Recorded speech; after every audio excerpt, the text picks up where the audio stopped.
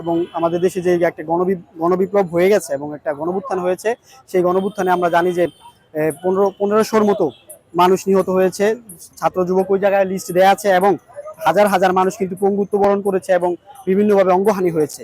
তো এই আপনি অনেকগুলো ফ্যামিলি আমাদের টিএসসিতে আসে, আইসা তারা বিচার চায় যে আমাদের সন্তানকে অঙ্গহানি করেছে এবং আমাদের সন্তানদের মেরেছে, তাদের সঠিক এবং সুষ্ঠু বিচার করা হয়। তো আমরা দেখতে পাচ্ছি যে আমাদের অন্তর্বর্তীকালীন সরকার বিচার করতে কিন্তু এখনো সমর্থ হয়নি। এমনকি সব রাজনৈতিক যেই ফ্যাসিস্ট যেই সাহায্যকারী থেকে শুরু করে যে সন্ত্রাসীরা এই হামলাগুলো করেছিল, তাদেরকে কিন্তু এখনো বিচারের আওতায় আনা হয়নি এবং এমনকি সবাইকে এখন পর্যন্ত অ্যারেস্ট করাও সম্ভব হয়নি।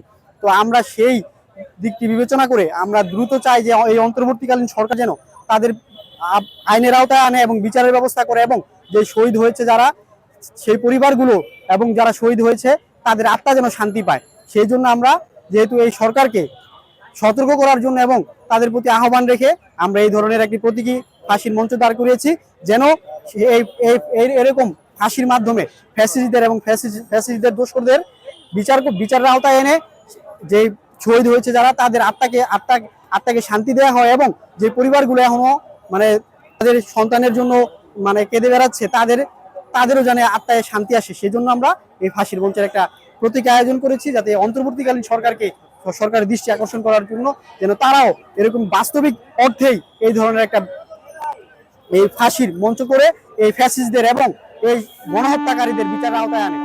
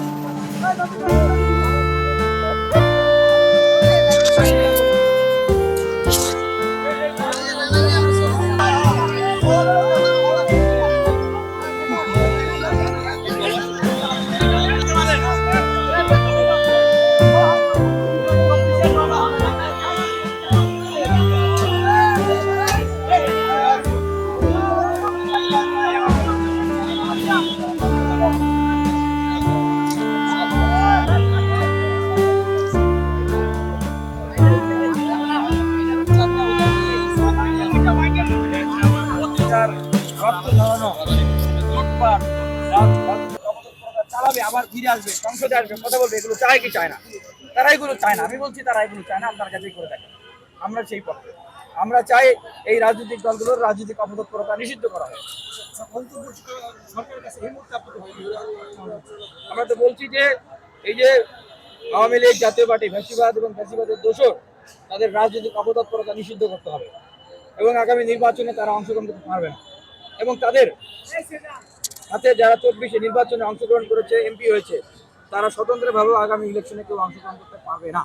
এবং এই এমপির মধ্যে যারা মাস্টার মাইন্ড এই কিলিং মিশনের, তাদেরকে অনতিবিলম্বে গ্রেফতার করতে হবে, কারাগারে নিতে হবে, সর্বোচ্চ শাস্তি নিশ্চিত করতে হবে এবং কারাগারে এই গণহত্যাকারী কোনো এমপি মন্ত্রীকে কোনো ডিভিশন দেওয়া যাবে না। এবং এই যে শহীদ যারা হয়েছেন, আহত যারা হয়েছেন, তাদেরকেও দ্রুত এই সরকারের পক্ষ থেকে সহযোগিতার ব্যবস্থা এটা করতেই হবে। ভাই আমি একটা কথা বলি, আমি জানি যে গোপন বৈঠকের মাধ্যমে যাদেরকে নিয়ে বম দিয়ে আসামি করা হয়েছে, আজকে খুনিদেরকে কেন ডান্ডা বেরিয়ে বানানো হচ্ছে না? আজকে খুনিদেরকে কেন জামায়াত দলে নেওয়া হচ্ছে? আমরা প্রশ্ন করতে চাই, 2000 ভাই বোনকে হত্যা করার পরেও কেন তাদেরকে ডান্ডা বেরানি করা হচ্ছে না?